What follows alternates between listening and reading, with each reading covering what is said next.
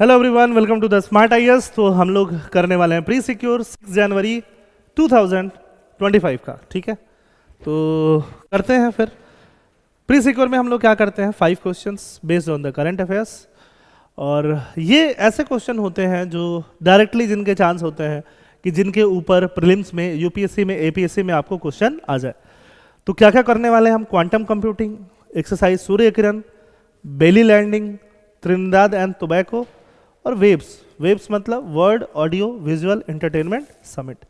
ये हम लोग आज करने वाले हैं।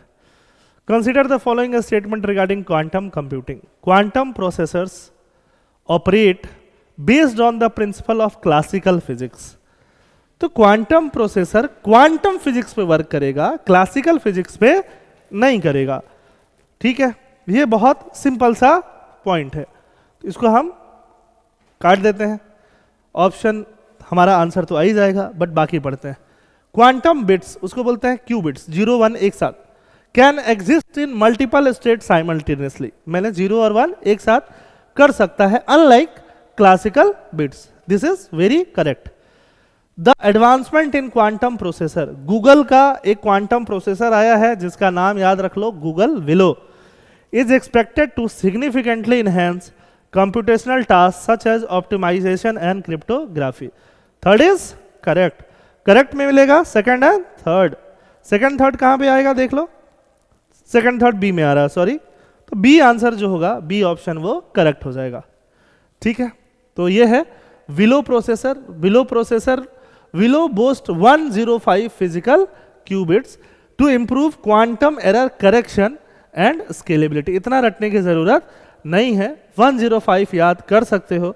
विलो किसका है ये पूछा जा सकता है, तो गूगल ने इसको बनाया है। बाकी क्वांटम कंप्यूटिंग के बारे में मैंने डीसीए में कई बार कवर किया है, अगर आप इसको क्लोजली फॉलो करते हो तो आपको समझ में आता है। ठीक है, चलिए answer is B. Question number 2, exercise Surya Kiran. हर साल होता है, एक रूटीन एक्सरसाइज है, annual joint military exercise between India Thailand. Thailand काट दो, थाईलैंड से नहीं होता है। Exercise primarily focus on enhancing interoperability in counter terrorism and jungle warfare. Incorrect पूछा है, इनकरेक्ट। तो फर्स्ट वाला तो खुद ही इनकरेक्ट है, ये वाला जो है वो इनकरेक्ट है क्योंकि ये इंडिया और नेपाल के बीच में होता है। ठीक है, the exercise currently in its 18th edition. लगातार 18 साल से एक्सरसाइज कराया जा रहा है। काउंटर टेररिज्म, जंगल वेलफेयर सब इसमें इंपॉर्टेंट होता है। ठीक, तो इनकरेक्ट पूछे तो आंसर ए। बेली लैंडिंग देखा ना आपने, साउथ कोरिया में एरोप्लेन के जो विंग्स थे, ऐसे व्हील्स थे, वो व्हील्स खुले नहीं। एरोप्लेन क्या होता है, जब उड़ता है तो अपने व्हील्स को वापस फोल्ड कर लेता है। ठीक है, तो बस ऐसे बन जाता है। और जब टेक ऑफ कर रहा होता है तो ऐसे बस की तरह होता है, उसमें व्हील्स होते हैं, ऐसे ऐसे करके फिर उड़ जाता है, फिर उसको फोल्ड कर लेता है। आपने मूवी देखा होगा क्रिस 2। ठीक है, वहां पे मूवी की स्टार्ट ही ऐसे होती है, या कुछ देर बाद मूवी के स्टार्ट में ही क्रिस 3 आई गेस। ठीक है, जो एरोप्लेन होता है मुंबई में लैंड करने वाला होता है, उसका जो व्हील्स होते हैं, फ्रंट व्हील्स, वो खुलते ही नहीं है, बहुत परेशान हो जाता है। ऊपर न्यूज़ चैनल पे दिखाया जाता है, क्रिस जाता है और जाके खोलता है।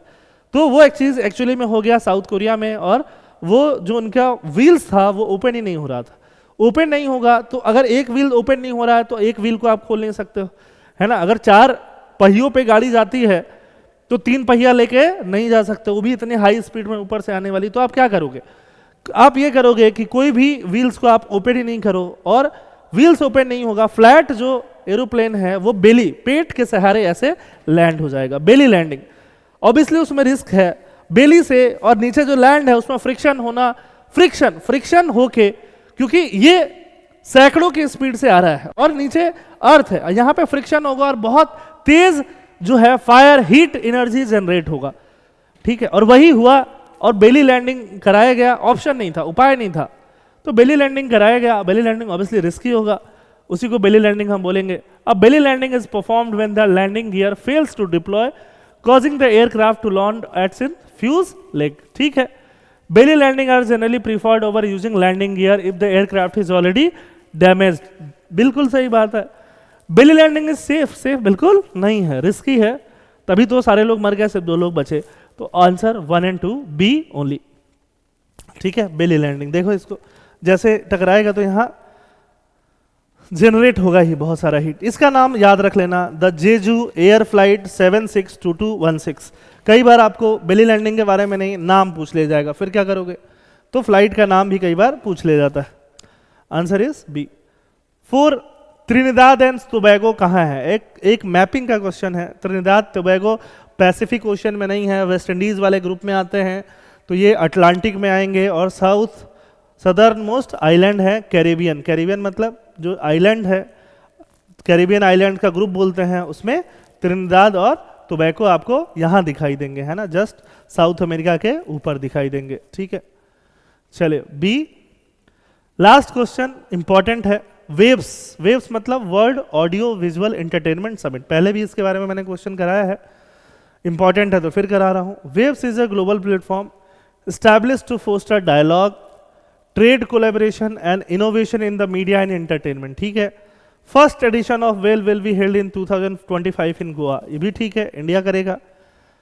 Waves aim to position India as global powerhouse in media and entertainment. Media entertainment में इंडिया को ग्लोबल पावर हाउस बनाना है। अभी आपने देखा होगा दलजीत दोसांझ मिले अपने प्राइम मिनिस्टर से, वो भी इसकी बातें कर रहे थे। Focusing solely on promoting skill development. Solely मतलब सिर्फ स्किल डेवलपमेंट, गलत हो जाता है, सोनली क्यों होगा? थर्ड गलत, आंसर 1 and 2।